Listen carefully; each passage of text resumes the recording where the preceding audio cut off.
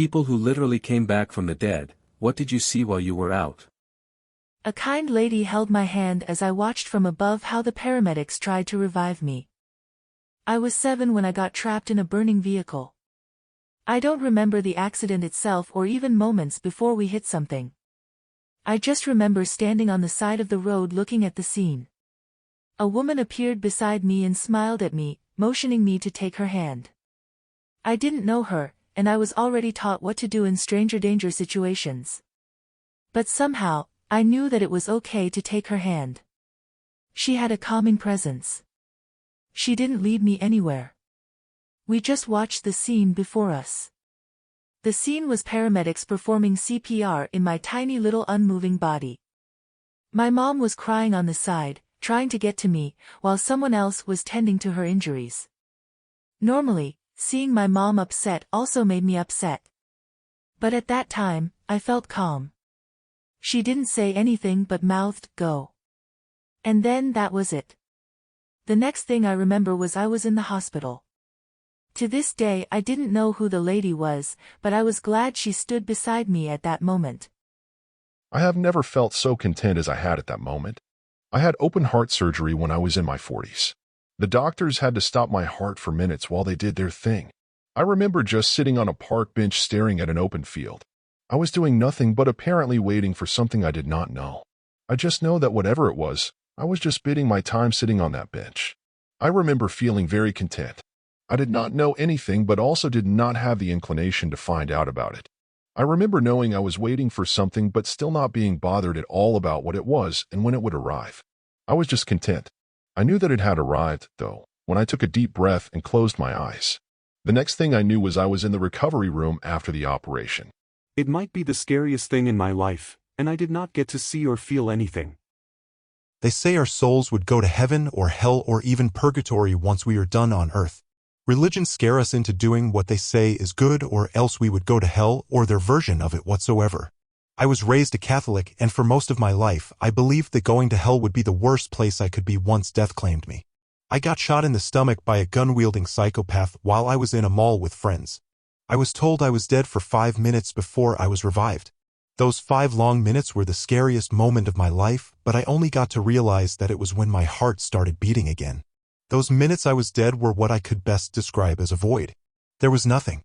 No darkness, no lightness, no feelings, no emotions, nothing. It was just a void. And that void was the most terrifying moment of my life because I learned that after all these good deeds, all these bad habits, all our hopes and dreams in life, all our fears and sadness, all these mean nothing once we die. And that's the scariest thought of all. It was an absolute nothing. And by nothing I meant nothing at all. I couldn't even say it was black because I did not see, hear or feel anything. I attempted to take my life by hanging several years ago. A few seconds before I blacked out, I panicked. I suddenly regretted jumping. Then it was nothing. Absolute and total nothing. The next thing I knew was I was in a hospital bed with the same feeling I had before I blacked out.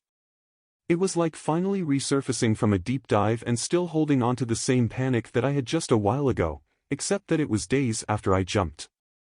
I was resuscitated minutes after I did it but fell into coma afterwards. It was like under anesthesia. I blinked and then I was awake. I overdosed when I was in my early 20s and I flatlined for about 10 minutes. All I remember is the very last second of my life, then waking up to paramedics using a defibrillator on me. There wasn't anything in between. It was a complete lack of anything. The people in my therapy group described it as being under anesthesia. There were no dreams at all. You just wake up and think no time has passed. I saw my older brother calling me stubborn and demanding that I wake up. I got into a motorcycle accident in which I, luckily, got thrown off my seat instead of being run over by a truck. I was wearing a helmet, but the impact of the fall to the hard cement still knocked me over. I was out for a few minutes, or maybe it was just seconds, when I heard my brother's voice. It was dull at first, then came piercing sounds. His voice was the clearest, though. He was shouting at me, telling me that I was still the most stubborn person he knew. He kept shouting my name, demanding that I wake up. Everything hurt, even opening my eyes, but when I was finally able to do so, the first thing I saw, albeit still murky, was my brother in his riding gear. When he saw me open my eyes, he happily exclaimed, "There he is! Don't go back to sleep, butthead." The next sound I heard was an ambulance siren. My brother was nowhere to be found. My brother, by the way, died a year ago in a motorcycle accident too. I saw events in my life that I hadn't experienced yet. I suffered from severe depression when I was in my teens. My home life wasn't great, with absentee and verbally abusive parents.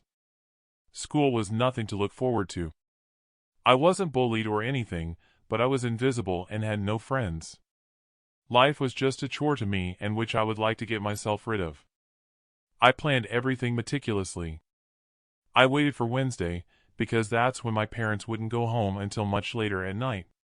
My younger sister also had club practice on Wednesdays, so she wouldn't be able to check on me. I chose the creek near our home so my sister wouldn't have to deal with trauma every time she passed by my room. I figured once I overdosed on pills, the current of the creek would just take me away. I took 12 pills and waited for them to take effect. I don't know how long I waited, and when it did, I felt my heart rate slowing down.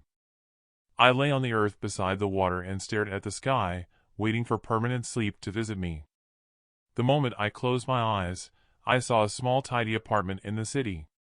In another picture in my mind, it's a full kitchen with people I hadn't seen before conversing and cooking. The atmosphere, I felt, was jovial. In another, it was on a beach and a mutt chasing its tail. Another picture was inside a boring classroom. There were others more, but I felt them more than I saw them. There were pictures that made me feel happy, sad, content, excited, scared, and others. But even feeling negative emotions, I did not feel as hopeless as I normally did. Suddenly, I did not want to die anymore. I wanted to breathe again to experience all those emotions.